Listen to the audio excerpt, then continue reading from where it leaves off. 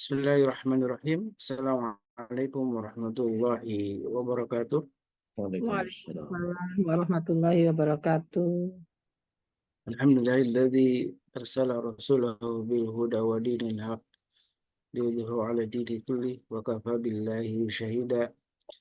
Asyhadu an la ilaha illallah wahdahu la syarika lah wa asyhadu anna Muhammadan abduhu wa rasuluh la nabiyya ba'dah.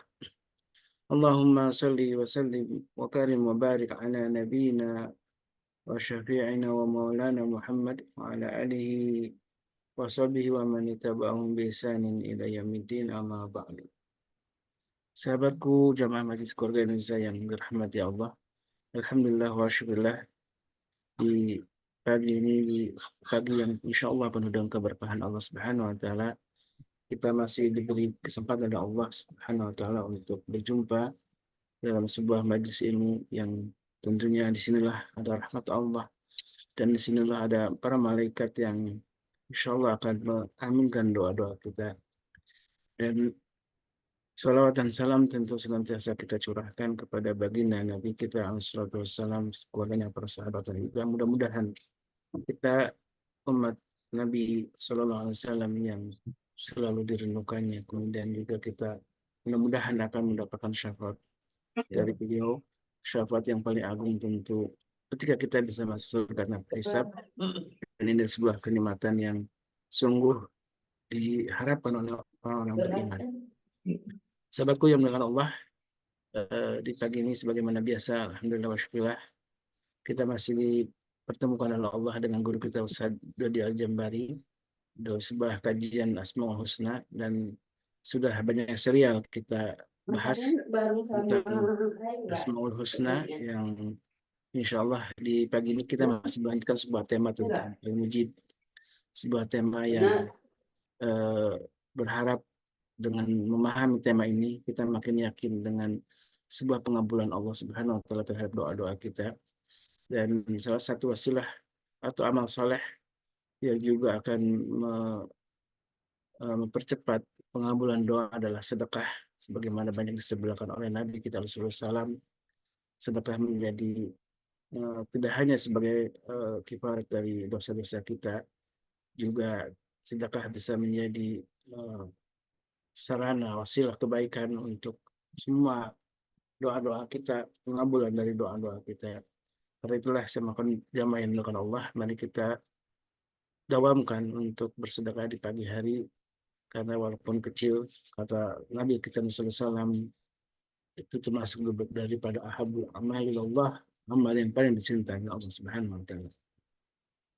Dan alhamdulillah wa syukurillah, kita masih punya kesempatan untuk memahami tentang Asmaul Husna ini, Al-Mujib, ya, sebuah tema yang di pekan lalu kita sudah membahasnya, dan kembali akan membahas lebih dalam lagi tentang bagaimana Al-Mujib, sehingga guru kita Ustaz Dodi Al-Jambari perlu untuk memanjangkan sebuah pembahasan tentang Al-Mujib ini, karena begitu penting Al-Mujib. Ketika kita memahami tema ini, mudah-mudahan kita makin sering berdoa kepada Allah Subhanahu wa taala, karena doa adalah ibadah, doa adalah silahul mu'minin, doa adalah senjata bagi orang beriman. Bagaimana kabarnya Saudari, kaifa halukum? Alhamdulillah. Alhamdulillah. Lagi batuk, Ustaz? Vokalis itu biasanya suka keganggu bagian tenggorokan itu. Iya, harus ini minum khusus ya. Minum ini dengan air Iya. apa? Jahe atau jeruk Ini nipis. anak disesatkan sama jamaah. Jadi kalau buka puasa itu katanya kurma itu sunnah katanya. Yang wajib tuh gorengan. Nah ini benar, semuanya jadi makanan nasional itu. Mendoan apa lagi tadi ya? Mendoan, Masya Allah ya. Allah. Antum sehat ya, Ustaz? Alhamdulillah, syukurlah. Doaikum, Insya Allah. Antum jalan-jalan kemana kemarin? Ya, ngajak ini aja, tadabbur alam, Ustaz. Masya Allah, Masya Allah. Alhamdulillah, dan ini jamaah juga mudah-mudahan selalu dalam keadaan sehat walafiat ya. Dan kalau ada yang sedang sakit, mari kita sama-sama saling mendoakan ya. Mudah-mudahan juga Allah segera angkat penyakitnya dan juga kalau Ya ada Rabbi. kesulitannya Allah berikan jalan keluar terbaik. Baik, Ustaz, tafadhol masykura. Ini kita ingin menanti kembali nih pembahasan tentang al-mujib yang mudah-mudahan bisa menambah satu keyakinan kita ya tentang betapa Allah itu mengabulkan semua doa-doa kita. Ya Rabbi. Ya Masykur. Rabbi. Baik. Bismillah. Assalamualaikum ala Rasulillah. Assalamualaikum warahmatullahi wabarakatuh. Waalaikumsalam warahmatullahi wabarakatuh. Alhamdulillah nahmaduhu wa nasta'inuhu wa nastaghfiruh wa na'udzu billahi min syururi anfusina wa min sayyiati a'malina. May yahdihillahu fala mudilla lahu wa may yudlil falan tajida lahu waliyyan mursyida. Asyhadu an la ilaha illallah wahdahu la syarika lah wa asyhadu anna Muhammadan abduhu wa rasuluhu la nabiyya wa rasula ba'da. Allahumma shalli wa sallim wa barik ala nabiyina Muhammadin wa ala alihi wa sahbihi wa mawala wa la haula wa la quwwata illa billah amma ba'd.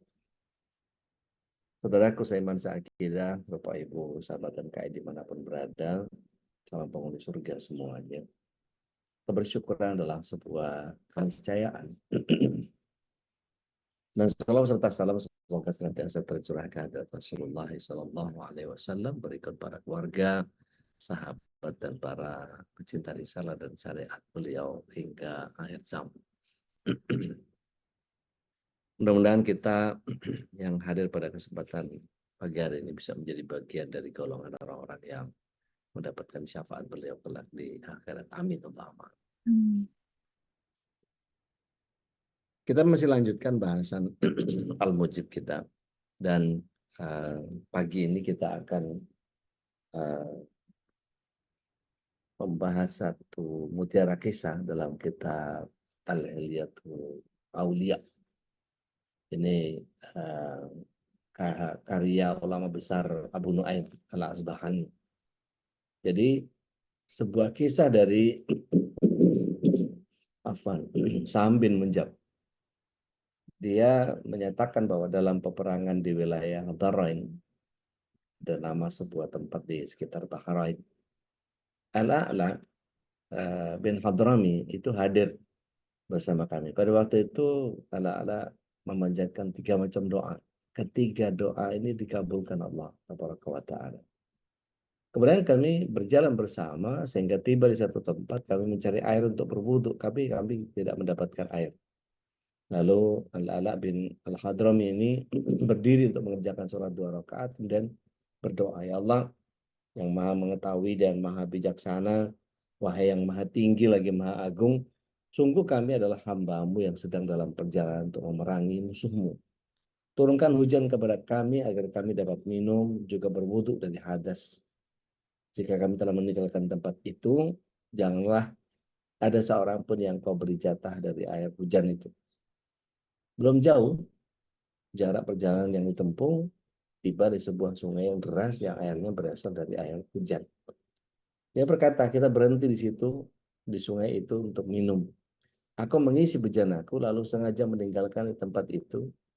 Aku akan lihat apakah betul permohonan yang dikabulkan. Kemudian kami berjalan kurang lebih 1 mil.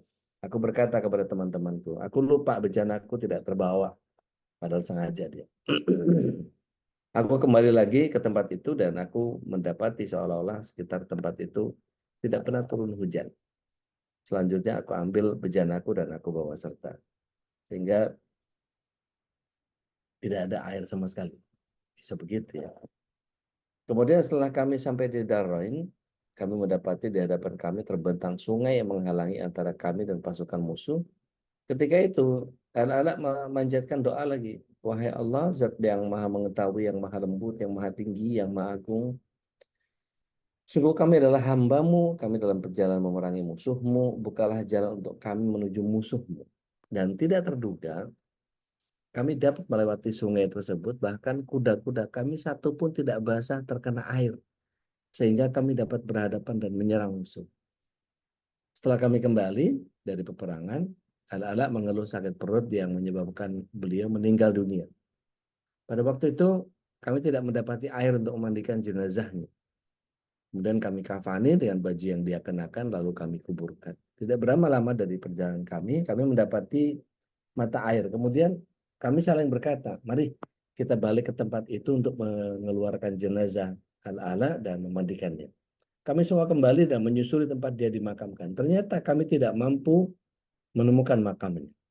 Maka dengan demikian kami gagal memandikan jenazahnya. Kemudian ada seorang laki-laki berkata, aku pernah mendengar Al-Ala berdoa, ya Allah, Zat yang Maha Mengetahui, Maha Santun dan Maha Agung, sembunyikan jenazahku, jangan kau perlihatkan auratku kepada seorang pun. Masya Allah. Lalu kami kembali meninggalkan jasad Al-Ala yang dimakamkan di tempat itu, sehingga nggak ketemu tuh Al-Alanya. 3 doa dia dikabul oleh Allah SWT. Karena apa biasanya? Karena tentu kesolehan. Jadi di Muharram ini saya berharap bahwa sahabat semua menghadirkan satu keajaiban amalan yang tadinya mungkin biasa aja. Bulan ini adalah bulan di mana kita punya begitu banyak andalan amal. Kalau ada yang punya rezeki lebih, bisa belikan mukena baru, bisa belikan sandal wudhu, beli sajadah, beli karpet buat apalah macam-macam. Ustaz, duit saya terbatas Ustaz, ya udah beliin sajadah buat imam aja. Yang kalau kita kemudian mampir ke satu tempat, itu ada satu musola yang kadang-kadang sajadahnya udah apek, nggak pernah dirawat dan seterusnya. Itu bagian yang kemudian kita bisa letakkan beberapa sajadah yang agak bagus gitu ya. Terus kemudian kita bilang sama pengurusnya, ini saya sengaja kasih 2 biar gantian, yang satu di laundry, yang satu dipakai dan seterusnya. Itu menjadi bagian yang seketika dipakai sajadah kita itu, insya Allah ada amaliyah yang luar biasa. Kemudian jangan pernah berhenti berdoa atau bosan berdoa, karena Allah Ta'ala itu adalah zat yang As-Sami. Kita belum bahas tentang As-Sami, tapi kita tahu bahwa Allah itu Maha mendengarkan. Dan setiap harapan, setiap doa tidak pernah ada yang meleset di hadapan Allah Ta'ala. Sehingga jangan pernah berputus asa dari rahmat Allah, karena hanya orang-orang kafir saja yang kemudian berputus asa dari rahmat Allah. Doa bukan sekedar meminta agar hajat kita terkabul, tapi doa ini adalah sebuah bentuk ibadah yang sangat utama. Bahkan lambang ketundukan, simbol kedekatan dan kecintaan. Serta ini adalah bagian pengenalan yang baik kepada Allah. Tumbuhnya keyakinan bahwa Allah Ta'ala akan mengabulkan seluruh permintaan kita, itu menjadi bagian yang kalau kita lihat surat yang kedua ayat yang ke-186 itu ada satu ayat yang seolah-olah dia nyelip di antara bab puasa. Surat yang kedua ayat yang ke-186. A'udzubillahi minasyaitonirrajim. Wa idza sa'alaka ibadi anni fa inni qarib. Ujibud da'wat tadda'i idza da'an falyastajibuli wal yu'minu bi. La'allahum yarsudun. Sungguh Allah Tabaraka wa Ta'ala menyampaikan dalam firman, dan apabila ada orang yang bertanya kepadamu tentang keberadaanku, maka sampaikan fa inni qarib, maka aku sesungguhnya adalah dekat. Perhatikan kata yang digunakan oleh Allah SWT, ujibud da'wat tadda'i idza da'an. Wal yastajibuli wal yu'minu bi. Jadi cara Allah SWT mengabulkan doa itu ada 2 syarat kita. Syaratnya yang pertama, kita harus mengikuti konteks ibadah kepada Allah Taala, falyastajibuli wal yu'minu bi, kuatkan keyakinanmu kepadaku. Jadi kalau kita kemudian menguatkan keyakinan kita kepada Allah Taala, maka disinilah kemudian ikatan yang terjadi antara kita dengan Allah itu ikatan yang harusnya menjadi sangat kuat. Nah, kita tidak bisa meminta Allah untuk memenuhi apa yang kita minta, tetapi dengan apa yang kita lakukan terhadap Allah, kebaikan-kebaikan, bagian yang kira-kira apa yang bisa membuat Allah SWT mengabulkan permintaan-permintaan kita. Jadi ada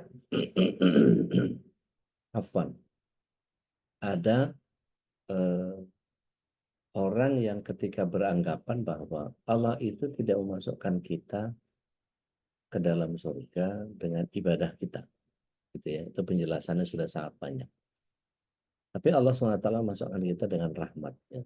Kemudian ada seorang fatalis yang kemudian menyatakan, kalau gitu ya kita nggak usah ibadah aja, kita nunggu aja rahmatnya Allah. Kembali, justru kalau kita nggak ibadah, rahmat Allah datang dari mana? Justru karena kita ingin mengundang rahmat Allah, maka berharap dengan apa yang kita lakukan itu kita mendapatkan rahmat Allah. Salah satu rahmat Allah yang paling gampang adalah ketika kita berurusan dengan Ka'bah. Ka'bah itu kata Rasulullah SAW ada 120 rahmat yang Allah SWT akan tebarkan di sekitar Ka'bah itu. Yang pertama, ketika kita datang, kemudian kita salam kepada Ka'bah. Allahumma antas salam wa bikas salam wa hayna rabbana bisalam tabarakta rabbana ya dzal jalali wal ikram. Dapat 20 rahmat gitu. Ketika kita makin mendekat, banyak istighfar, kemudian kita mulai tawaf. Bismillahirrahmanirrahim. Maka kemudian dalam tawaf kita yang 7 kali itu, ya, kata Rasulullah SAW, situna li ta'ifin, 60 rahmat buat orang yang tawaf. Ini terlepas dari tawafnya pakai skuter, tawafnya pakai pakai bugi di lantai 5 gitu ya. Pokoknya yang tawaf akan mendapatkan 60 rahmat. Begitu juga ketika kita selesai lewat dari belakangnya maqam Ibrahim, wattakhidu min maqami Ibrahim musalla, maka kemudian yang terjadi adalah di mana ketika kita mencari tempat untuk sholat sunnah tawaf 2 rakaat, baca Al-Kafirun sama Al. Saya sholat itu kita dapat 20 lagi, insya Allah. Itu masya Allah. Jadi kalau kita baca Quran itu dapat 20 lagi. Kita sholat itu dapat 40. Jadi kalau di total 40, sholatnya 20, melihatnya, tawafnya 60. Masya Allah, 120 rahmat kita. Hanya dengan apa namanya? Kasih gula. Ya, jadi ketika kita memahami bahwa rahmat itu bisa diraih dengan cara seperti itu, artinya mulailah berniat untuk kemudian saya tak umroh, saya tak itu kalau misalnya ya paling enggak apa namanya di niat kita itu kalau misalnya ada kesempatan untuk kita bisa nabung gitu ya, nabung aja. Ada bagian yang kadang-kadang gitu di daerah Kerasian itu terkenal dengan tempe. Nah, ini salah satu ibu, kemudian beliau penjual tempe. Apa yang beliau lakukan adalah beliau bermohon kepada Allah. Ya Allah, saya itu kepengen banget umroh. Tapi kalau ngelihat dari cara dia jualan, cara dia apa namanya berniaga, dari mulai bikin tempenya gitu ya, dengan cara tradisional dia lakukan itu ya cuma segitu-gitunya gitu, nggak ada teknologi pangannya, nggak ada tambahan mesin, ya dikerjakan begitu saja gitu. Dan skalanya juga skala yang kemudian cukup buat dipakai makan aja udah gitu. Dan itu berlaku setiap hari. Habis modalnya dia buat beli kedelai dia olah, kemudian dia jadikan tempe, pagi dijual, habis terus saja begitu perputarannya. Satu kali dia mohon sama Allah SWT, ya Allah kepengen nggak usah haji deh, umroh aja deh, umroh aja. Maka kemudian eh, saya nggak ngerti gimana caranya supaya saya ini bisa dapat rezeki tambahan di eh, selain yang saya dapatkan setiap hari ini. Nah itu kan nggak ngerti ya gimana caranya ya. Dan itu mendatangkan keajaiban yang Allah SWT hadirkan dengan sangat luar biasa. Apa yang terjadi? Eh, Ibu ini ketika ngerendam kedelai, dia selalu sholat malam gitu ya. Dia tunggu, dia cukupkan sholatnya sampai kemudian kedelainya cukup rendamannya. Baru kemudian dia olah dan seterusnya. Biasanya sampai subuh itu kalau ditinggal eh, itu biasanya sudah mulai kapangnya sudah mulai keluar apa ya, serat-serat putihnya itu namanya kapang. Eh, Mestinya begitu subuh udah mulai makin makin banyak tuh serat putihnya itu. Maka kemudian ketika dia satu hari keluar dari rumahnya, dia lihat, duh, kok di balik daunnya itu kok nggak nongol ya kapangnya ya? Ada yang salah nggak? Kayak raginya tetap ragi sisa eh, yang kemarin dia gunakan. Udah hampir sepekan pakai itu dan nggak pernah ada masalah. Cara dia ngolahnya juga seperti biasa, nggak ada yang berbeda. Tapi kenapa ya? Tapi karena eh, husnuzon ya kepada Allah SWT, dia nggak terpikir tentang doanya. Maka kemudian dia berangkat dengan tempe yang masih belum jadi. Jadi apa, seolah-olah diperlambat oleh Allah SWT pergerakan kapang putihnya itu. Jadi kok dibuka itu ya masih kedelai gitu, belum tempe. Tapi tetap dia bawa ke pasar. Dan kemudian orang teman-temannya udah penjual-penjual tempe yang lain udah banyak yang kebeli apa segala macam gitu. Disamperin itu masih belum jadi Pak, masih belum jadi Pak, masih belum jadi, dengan tetesan air mata istighfar. Ini saya salah apa ya? Kok sampai kayak begini? Ini gara-gara saya minta berangkatin umroh kali ya. Gitu. Mungkin saya ini kurang bersyukur. Astagfirullahaladzim. Udah dia banyakin istighfar aja terus. Sampai akhirnya kira-kira jam 9 setengah 10 itu udah pada pulang. Mbak duluan, ye monggo apa segala macam udah. Akhirnya tinggal dia sendiri. Tapi karena kalau nggak pulang bawa uang, dia nggak akan beli kedelai lagi, dia nggak akan bisa ngolah lagi, dan dia nggak akan makan hari itu. Maka kemudian hanya dengan istighfar sambil pegang tutupnya eh, keranjang itu, terus kemudian dia sambil nangis istighfar itu, ya Allah. Kalau memang salah saya, eh, mohon sama engkau, nggak apa-apa lah. Kalau emang nggak harus umroh nggak apa-apa, tapi setidaknya saya bisa makan hari ini. Apa yang terjadi? Tiba-tiba datang satu mobil Kijang eh, pelan-pelan gitu, eh, masuk ke pasar. Kan kalau udah kosong kan mobil udah bisa masuk. Buka kaca, Bu, di sini ada yang jual tempe kerasian yang belum jadi nggak ya? Coba.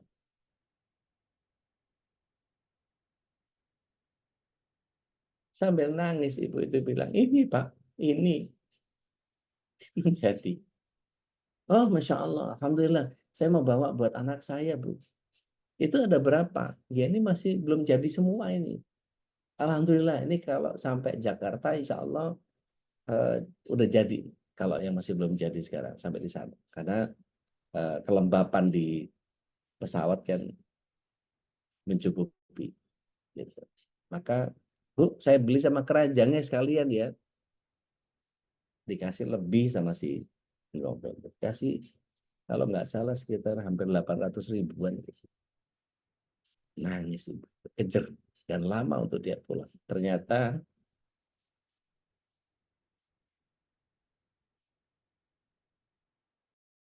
doa kita itu kadang-kadang cara yang sangat luar biasa.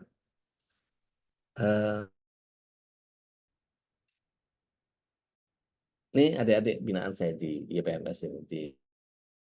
Kali itu kalau SMS ke kami nggak pernah bisa bikin bernapas. Saya itu kan kadang-kadang suka apa di diajak makan sama teman ini, salah satunya ada Mbak Iting, Mas Selo, ada Mbak Nana yang suka ngajakin, kita makan di sini yuk, kita nyobain menu ini apa segala macam, ajakin ngopi, ajakin apa segala macam dan seterusnya. Kadang-kadang SMS-nya dari PMS itu bunyinya itu benar-benar bikin deg gitu. Apa di antaranya? Ustaz, alhamdulillah masih punya utang di tukang sayur sekitar 4 juta, tapi beras cuma tinggal besok. Itu kan, aduh lagi makan kayak begini, enak-enak makan begini, dengar berita begitu kan jadi nggak enak ngunyah kan gitu. Akhirnya saya bilang sama mereka, kumpulin adik-adik di musola, saya bilang. Habis sholat duha, nggak usah banyak, 2 rakaat aja, mohon sama Allah, mohon betul sama Allah. Mudah-mudahan Allah kasih jalannya. Terus saya bilang, habis duha itu Rasulullah SAW baca Allahumma firli wa tub alayya innaka anta tawwabul ghafur 100 kali. Diteruskan dengan Allahumma firli wa tub alayya innaka anta tawwabur rahim 100 kali juga. Saya nggak ceritakan tentang fadilahnya istighfar itu, saya pikir adalah biar mereka kapan-kapan lah saya ngomong sama mereka gitu. Udah gitu aja Mas gitu. Oh siap Ustaz. Nah, habis itu kalau Bapak Ibu pengen tahu apa fadilahnya istighfar yang 200 itu, yang menyebabkan sholat duha itu menjadi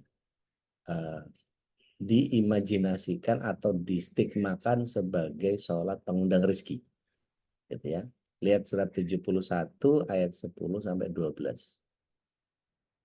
Istighfar mendatangkan hujan, mendatangkan harta, mendatangkan anak-anak, mendatangkan kebun-kebun dan sungai-sungai. Coba perhatikan ayatnya. Ada yang sudah ketemu? Tafadhol. Ayat 10 sampai 12. Surat 71. Bismillahirrahmanirrahim. Maka aku berkata kepada mereka, mohonlah ampunan kepada Tuhanmu, sungguh Dia Maha Pengampun.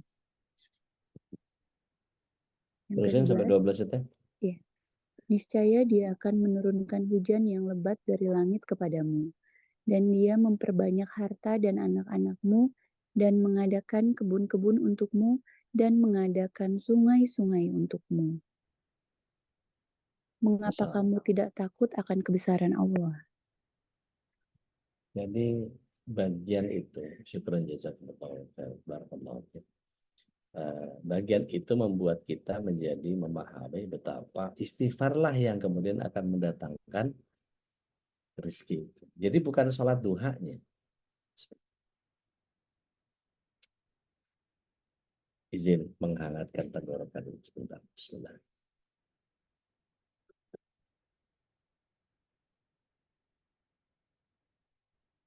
Nah,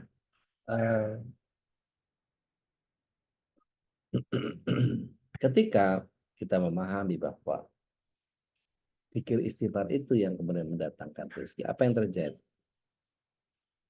Tidak lama dari 2 hari setelah itu, saya dikabarkan, Ustadz, mohon doanya, panti terbakar. Innalillahi wa inna ilaihi raji'un. Saya bilang, bagian mana Mas? Bagian asramanya adik-adik. Terus ada korban nggak? Nggak ada Ustaz, cuma korban kasur, lemari, sama buku-buku, sama tas-tasnya anak-anak, baju-baju semua. Dan nggak ada korban, nggak ada, anak lagi sekolah. Apa rupanya? Korslet, ya, nyari-nyari sebab lah. Saya coba bilang sama kawan-kawan itu, saya sebar status, mohon doanya dan supportnya karena terjadi kebakaran di panti. Maka dalam waktu kurang lebih 2 hari, 200 juta lebih itu. Ustadz, aku kasurnya ya, ada berapa? Mohon kasih tahu. Ustadz itu kasur baru, tasnya baru, lemari baru, buku-buku baru, seragam baru, baju-baju baru. Masya Allah. Jadi saya bilang sama mereka sambil senyum-senyum, makanya kalau doa jangan kencang-kencang, saya bilang. Caranya Allah menghadirkan pengabulan doa itu begitu caranya. Kalau dihadirkan sesuatu yang baru tanpa yang ini mubazir, udah ini dibersihin dulu. Allah hadirkan kebakaran itu untuk menghadirkan kita. Jadi sekaligus Allah SWT ingin memberikan kepada kita inna ma'al usri yusra. Maka yakinlah sama Allah SWT. Memang caranya kadang-kadang nggak nyaman. Gitu. Kadang-kadang ada orang yang dibikin sakit dulu, baru dia jadi soleh. Saya punya bapak angkat, Pak Sindu Permana. Allahyarham. Beliau kena seperti itu sampai 7 kali kalau nggak salah. Saya terapi beliau sampai 11 kali. Alhamdulillah dari yang nggak bisa sholat jadi bisa sholat. Tadinya sholatnya duduk jadi pakai sajadah. Alhamdulillah ala kulli hal biidznillah. Kemudian beliau menulis surat. Beliau adalah salah satu trainer di sepatu bata, gitu ya. Ya ini versi lama. Nah, anaknya sekarang jadi trainer juga, Mbak Indah, yang kemarin sempat ngobrol sama Ustaz Ruli juga. Beliau menulis satu buku, jangan nunggu stroke untuk ibadah. Artinya beliau tuh beberapa kali punya kesempatan di mana ada maling datang pegang wedung dari golok ya. Itu dibacokin ke beliau, dia tangkis dengan tangannya dan tangannya nggak luka. Kok bisa begitu ya? Langsung begitu ngelihat tangannya nggak luka itu langsung si malingnya kabur karena ngelihat, wih, sakti nih orang. Dan itu bingung juga dia, mestinya ini kayak pakai mainan gitu. Bahkan rasa sakit pun tidak ada. Dan beliau pernah kecelakaan kalau lihat mobilnya mah rungsep. Dia lecet aja enggak. Gitu. Tapi hal itu tidak membuat beliau menjadi beribadah kepada Allah Taala. Begitu kena stroke baru rajin beribadah. Maka dia nulis itu, jangan nunggu stroke untuk ibadah. Jadi kadang-kadang Allah SWT menghadirkan begitu banyak persoalan kepada kita itu, jangan kita berputus asa. Kalau berdoa, yakinlah bahwa Allah Al-Mujibin akan mendengar dan mengijabah doa kita.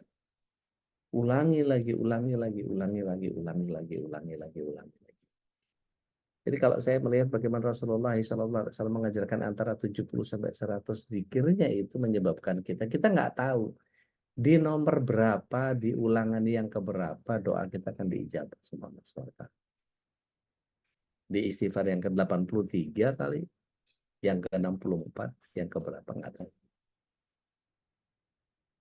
Maka yang terpenting adalah jangan dihalangi ijabahnya doa itu dengan aneka maksiat, makanan, dan perbuatan haram, serta buruk sangkanya kita kepada Allah. Kok nggak gini ya, kok nggak gitu ya, dan apa segala macam. Maka kiat-kiatnya adalah mohon terlebih dahulu pengabulannya, termasuk dalam menguji namanya sebelum permintaan kita aturkan kepadanya. Jadi adabnya seperti yang kita pernah bahas, prinsip iyyaka na'budu wa iyyaka nasta'in. Kepadamu lah kami beribadah dan kepadamu kami memohon. Jadi ibadah dulu baru mohon. ibaratnya kalau kita mau ke bank gitu ya, untuk ambil uang, itu nabung dulu kita, baru bisa kita ngambil uang kita. Kepada Allah pun sama. Kita buat amal yang luar biasa, baru kita berwasilah atas amal itu untuk minta. Di pekan yang lalu kita sudah membahas tentang bagaimana Allah SWT dibolehkan untuk kita menghadirkan wasilah itu atas apa yang kita. Ya Allah, ketika ada 3 Bani Israel yang kemudian masuk ke gua dalam keadaan hujan, kemudian mereka bermohon terhadap apa yang mereka kerjakan. Jika itu jadi amal soleh, maka bukakan pintu ini ya Allah. Ya. Itu sampai tiga permintaan. Kemudian tidak berlebihan dalam meminta. Dan nggak usah terlalu spesifik. Karena ada sebagian orang yang menyatakan, nggak apa-apa minta aja spesifik. Ini ngatur Allah namanya. Jangan memperbudak Allah. Minta saja, ya Allah berikan yang terbaik buat saya. Dan yakin dengan doa itu pasti dijawab oleh Allah SWT. Tapi sekali lagi saya harus ingatkan, disclaimer-nya adalah Allah mengabulkan doa kita dengan 3 cara ya.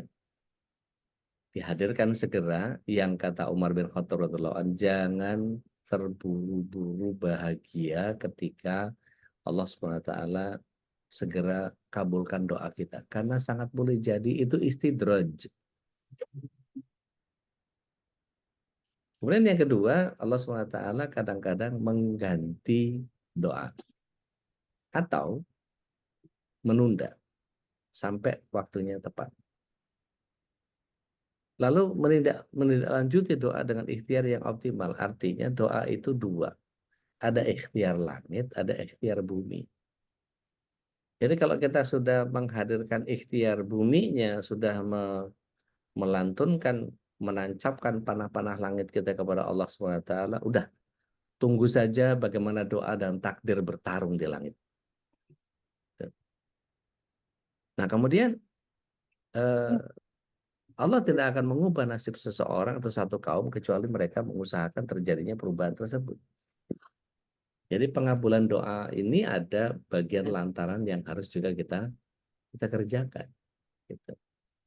Baik. Nah, perhatikan oleh kita surat yang ke-13 ayat yang ke-11. Silakan kalau ada yang sudah ketemu.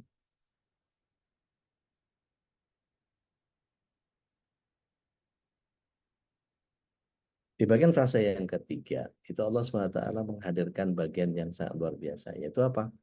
Dikatakan ada Allah SWT. Innallaha la yughayyiru ma biqaumin hatta yughayyiru ma bi anfusihim. Tafadhal. Surat 13 ayat 11 ya. Nah, tafadhal. Bismillahirrahmanirrahim. Baginya manusia ada malaikat-malaikat yang selalu menjaganya bergiliran dari depan dan belakangnya. Mereka menjaganya atas perintah Allah. Sesungguhnya Allah tidak akan mengubah keadaan suatu kaum sebelum mereka mengubah keadaan diri mereka sendiri.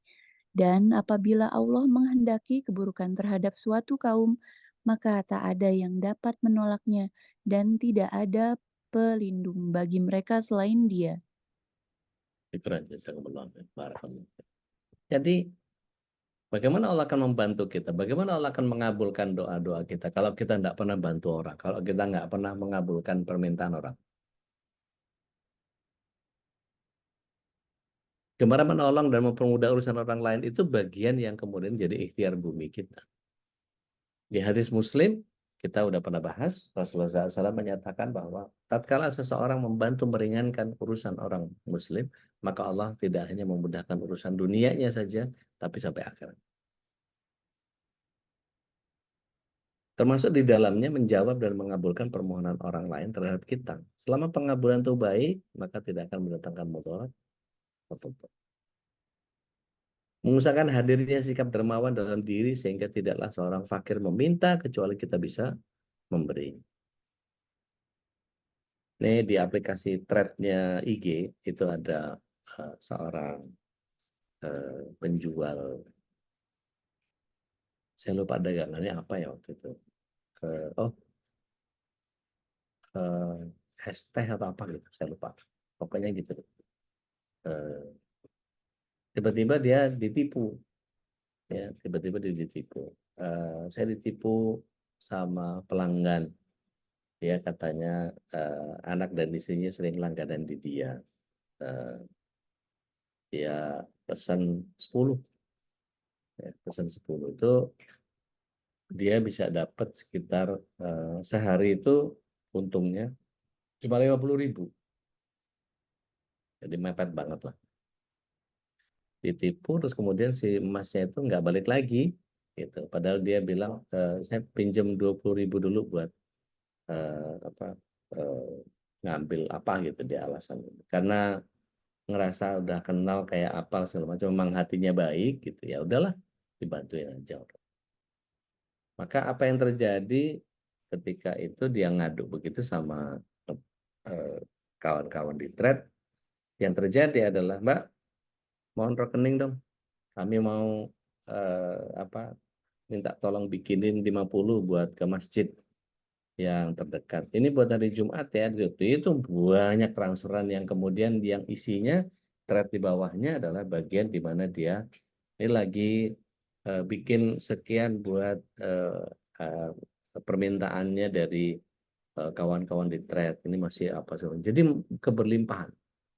Jadi karena dia membantu orang, mungkin dengan cara ditipu, ya begitulah cara Allah SWT menghadirkan itu. Karena apa? Keikhlasan dia. Gitu ya. Dan karena udah nggak ngerti gimana gitu. Kalau dulu ada Twitter make your magic gitu ya. Apalah segala macam dan seterusnya. Nah kemudian mengusahakan hadirnya kedalaman ilmu pengetahuan dan pengalaman sehingga eh, tidaklah seseorang meminta pencerahan dan pemecahan atas satu masalah kecuali kita bisa membantu. Ada satu cita-cita yang sebetulnya menjadi saya kenal beberapa orang yang kemudian ngiri deh sama orang yang enak banget tangannya ringan banget karena gampang banget. I wish that can help them too gitu ya. Jadi saya juga pernah ketemu kawan-kawan yang secara look gitu ya kelihatannya karena dia menyembunyikan penderitaan karena dia menyembunyikan kesulitan kesusahan jadi kelihatannya kayak seneng terus gitu. Kalau istilahnya sama Mas Elo itu prejengan soge gitu. Jadi kelihatannya kayak seneng-seneng aja gitu ya, asik-asik aja gitu. Nggak taunya nangis-nangis juga gitu. Cuman nggak ditampakkan ngapain gitu kan. Biar Allah saja yang ngatur kita. Nah itu menjadi bagian yang kadang-kadang orang ngelihat kita tuh kayak wah berlebih banget gitu. Padahal ya Allah. Ya alhamdulillah lah kalau anggapannya begitu gitu ya. Nah ini adalah satu doa yang saya ingin share ke antum-antumnya semua. Allahumma inni a'udzubika minal ajizi wal kasal wal jubni wal bukhal wal kharmi wa adabil qabr. Allahumma ati nafsi taqwaha wa zakkaha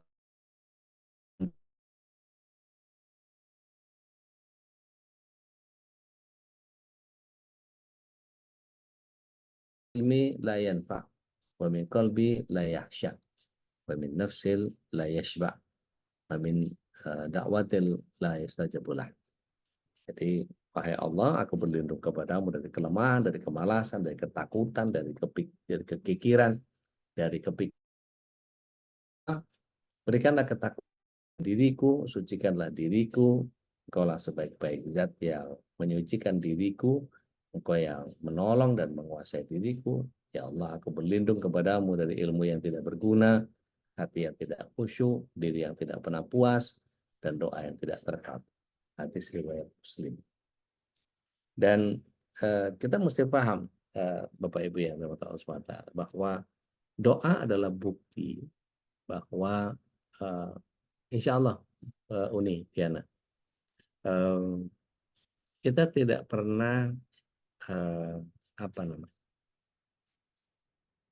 memahami secara utuh apa yang kita lakukan itu ketika kita belum mendapatkan hikmah dari Allah Tabaraka wa Ta'ala. Jadi Doa itu adalah bukti dari pengenalan kita terhadap Allah dan menghajatkannya. Jadi ini bicara tentang makrifat juga. Dan doa itu adalah bentuk praktis dari makrifat dan rasa membutuhkan tadi. Maka doa adalah aspek yang tinggi bagi seorang hamba akan kebutuhannya terhadap pertolongan Allah Ta'ala. Sekaligus dia menjadi puncak suasana jiwa dari seseorang yang meyakini bahwa Allah Maha Kaya, Maha Pemberi, Maha Penguasa, dan seterusnya. Dalam penjelasannya Syekh Said Hawa, Rambu-Rambu Jalan Rohani, beliau menuliskan itu. Maka biasakanlah berdoa untuk mendekat agar engkau tidak berdoa semata-mata demi hajat. Artinya jangan lagi susah aja ya Allah gitu, jangan. Tapi dalam bahagia, alhamdulillah. Ya Allah, terima kasih atas semua yang telah engkau karuniakan.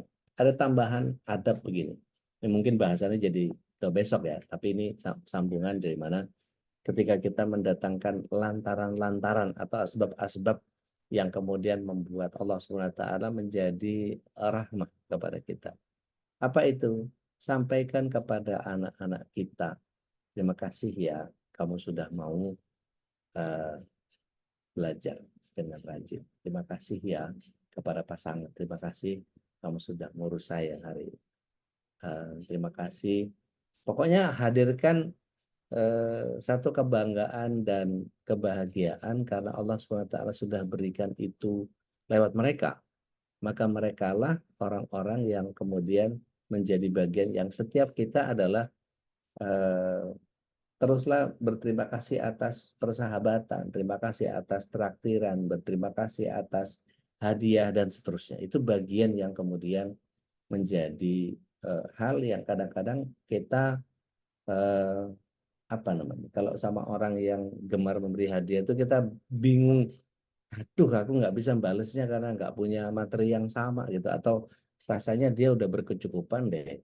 Tapi jangan lupa bahwa kita punya kekuatan doa yang insya Allah kalau kita mintakan kepada Allah Ta'ala itu bisa jadi lantaran doa kita lah yang kemudian menjadi sebab dikabulkannya doa dan keberkahan buat dia. Ada satu kisah lagi menarik sebagai bagian terakhir yang akan saya jadikan sebagai penutup. Ada seorang kakak adik yang kemudian yang satu ini ahli ibadah, yang satu kakaknya ahli tijarah. Jadi tajir lah, ya, namanya tijarah. Dia sudah menghadirkan begitu banyak perniagaan yang sangat luar biasa. Jadi disahkan bahwa adiknya selalu mendoakan kakaknya.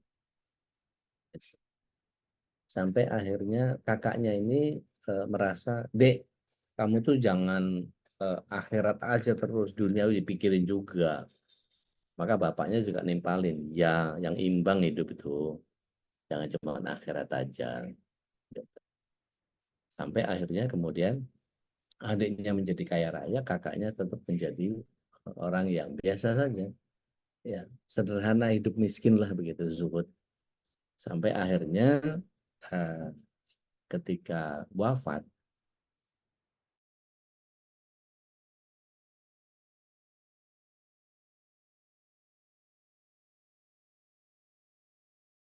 adalah ya Allah berikanlah keberkahan dan kekayaan kepada adikku. Disebut namanya.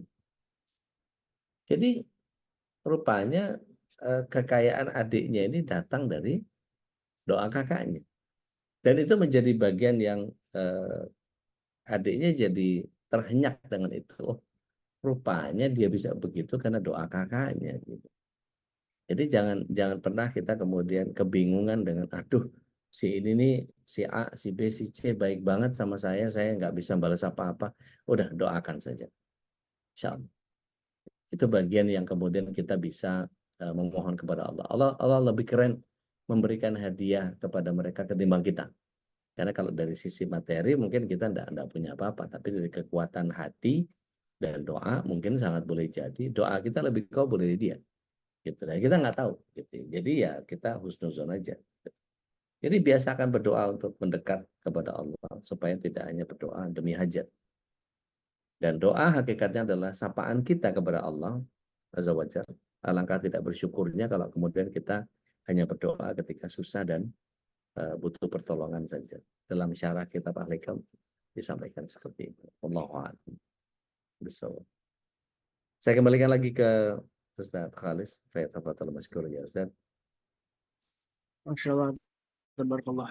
Dan barangkali di antara jamaah ini kan ada yang orang soleh saja yang ketika berdoa lebih mustajab, lebih dijabah, maka Sahih. kita saling Sahih. mendoakan ya. Sahih. Doakan saudara kita, tentu Insyaallah. juga guru-guru kita, mudah-mudahan Allah selalu berkahi guru kita, Ya Rabb. Allah jaga kesehatan mereka, juga Allah istiqomahkan dalam dakwahnya. Dan Ya mudah-mudahan Rabb. kita para santrinya juga terus istiqomah untuk ngaji ya Ustaz ya.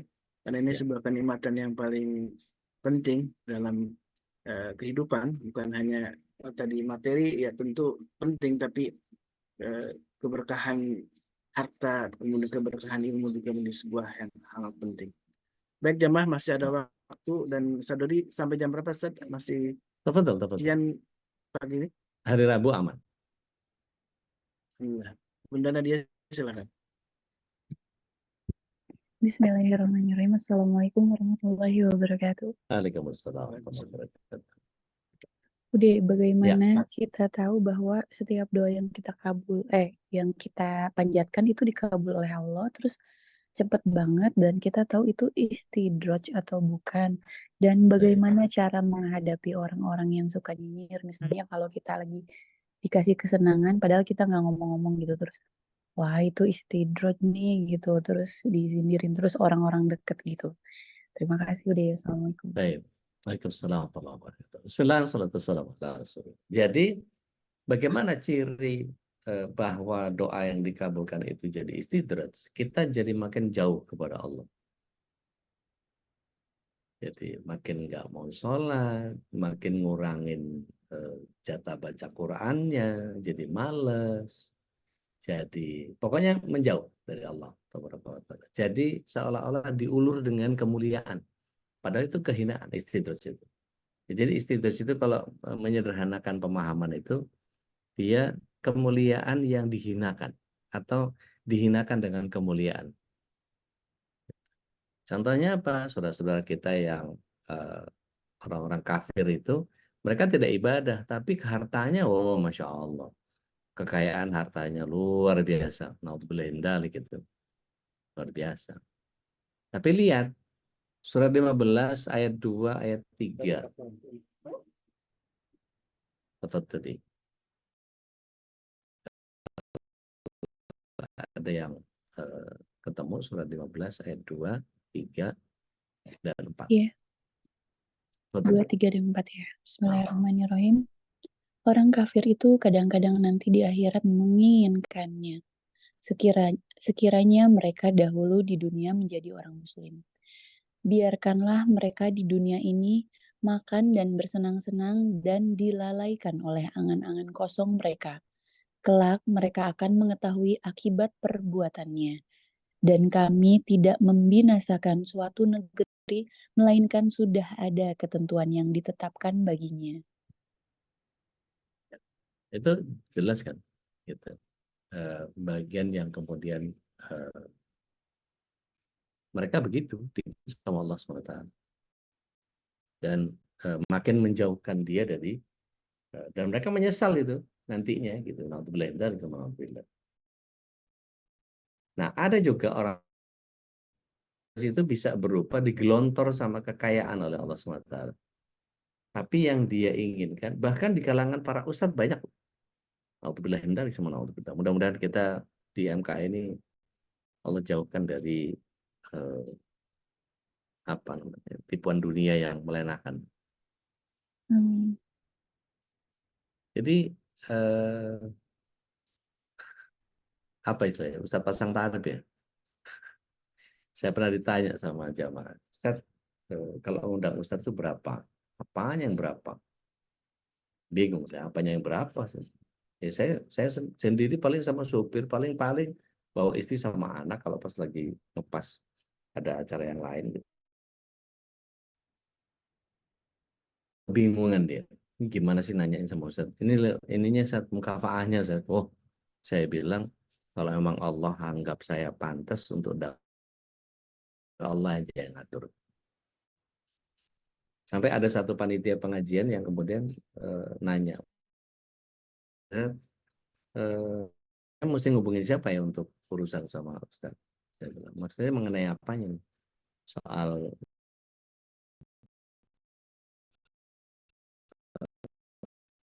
imbalan.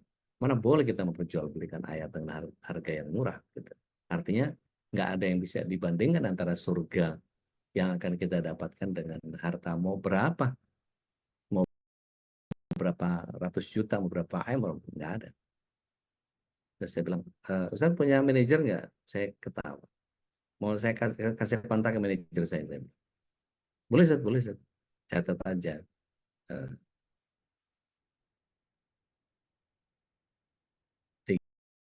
34244. Maksudnya apa? Ya itu kontaknya ke beliau. Maksudnya Ustaz, sholat maghrib kan 3 rakaat, sholat isya 4 rakaat, sholat subuh 2 rakaat, sholat duhur dan asar 4 rakaat 4 rakaat. Jadi 34244. Maksudnya gimana Ustaz? Ya udah sholat aja minta sama Allah. Kira-kira pantas Ustaz ini dikasih, kasih aja. Kalau enggak usah. Nggak repot. Ngapain?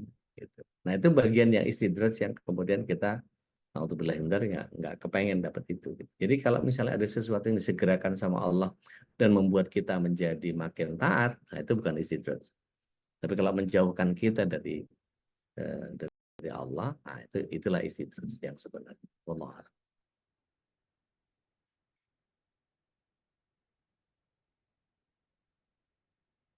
Saya pada Bu Elvi yang minta doa untuk kesembuhan beliau. Allahumma rabban nas atibil ba'sya anta syafi la syifa la syifa isfi di Elvianti la syifa la syifa syifa la yughadiru saqam. Amin. Syafakallah syifaan ajilan insyaallah. La ba'sa tahur insyaallah. Baik, alhamdulillah. Masih ada yang ingin sharing atau bertanya? Silakan. Betul. Dan soal istidlal ini memang ini sudah hati-hati ya. Jangan-jangan harta yang Allah berikan kepada kita ini jika tidak mendekatkan kepada Allah, maka ini khawatirnya menjadi sebuah tadi istidraj saja sudah. Mengerikan, Ustaz. Mengerikan. Surat 11 ayat 15 ayat 16 itu juga lebih mengerikan lagi, Ustaz. Ada orang yang syahadatnya bagus, ada orang yang sholatnya bagus, ada orang yang waduh anak yatim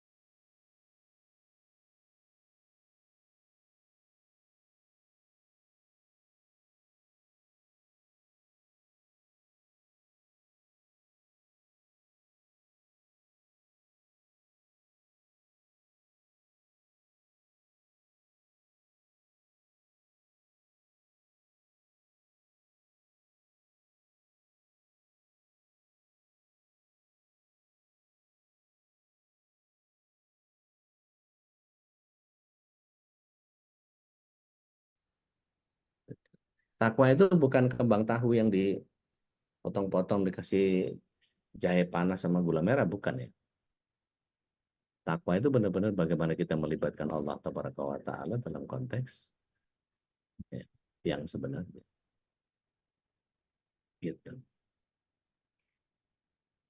Baik. Gitu Ustaz.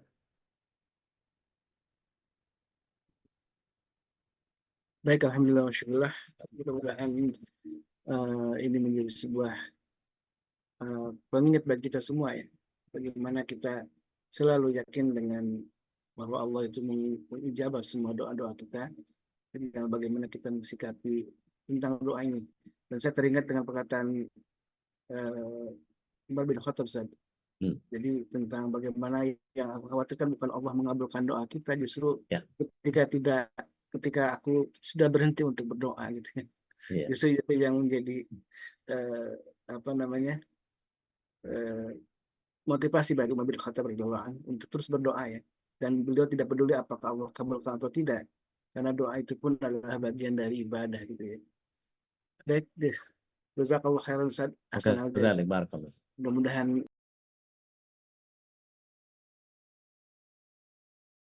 begitu penting kita bisa memahami Asmaul Husna ini, dan tentu dalam prakteknya kita makin kokoh keimanan kita.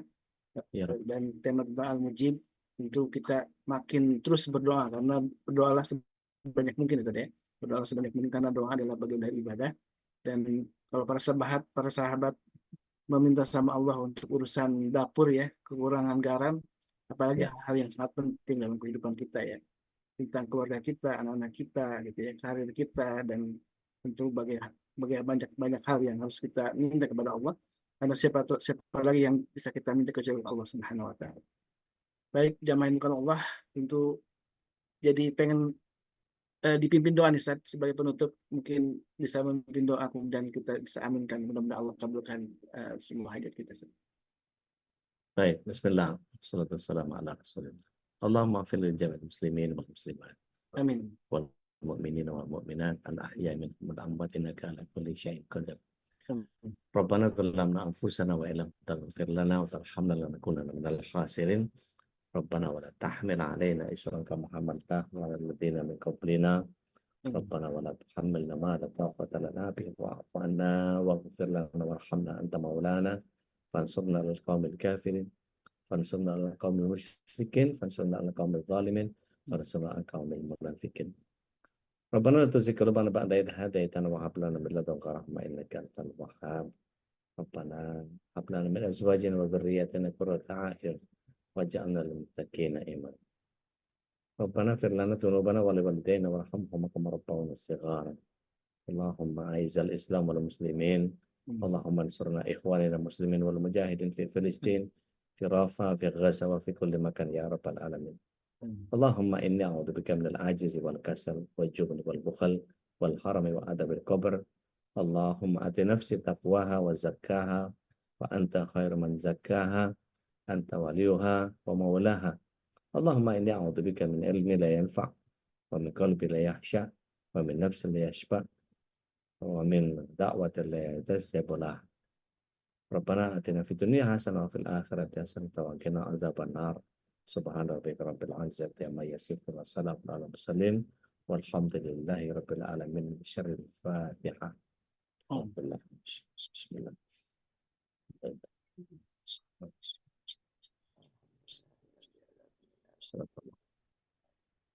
Amin, amin, Allahumma amin. Dan tadi ada jamaah juga yang minta doa itu Ustaz, dicantumkan tadi ya. Sama ini a'udzubika minal azzi wal kasal ya. Ya. Tadi sampai selesai sampai tadi doa itu banyak sekali panjang doanya, dan memang kalau kita tadaburi ayat doa perkata itu luar biasa ya. Sangat ini banget, sangat memuat kita makin dekat dengan Allah Subhanahu wa Ta'ala. Baik, nanti insya Allah akan disahkan sama Ustadz ya di grup, jadi silakan terus berinteraksi di grup, saling mendoakan juga sesama kita, dan mudah-mudahan dengan diaminkan oleh kita semua doa-doa yang kita panjatkan, mudah-mudahan Allah kabulkan semua doa-doa kita. Amin Allahumma amin. Barakallahu fikum. Mari kita tutup dengan doa kafaratul majlis. Subhanallah.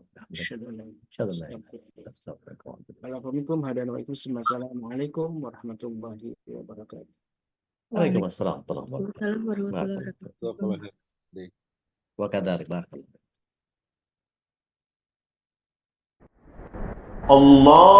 اللهم ارحمنا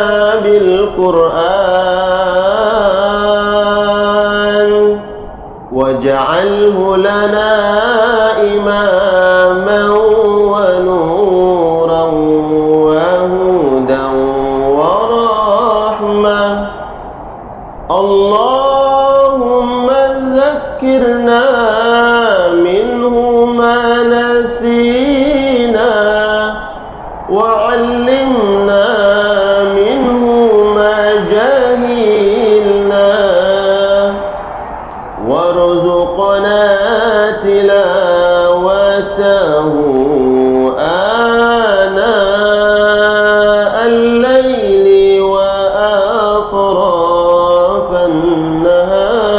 النهار واجعله لنا حجة يا رب العالمين.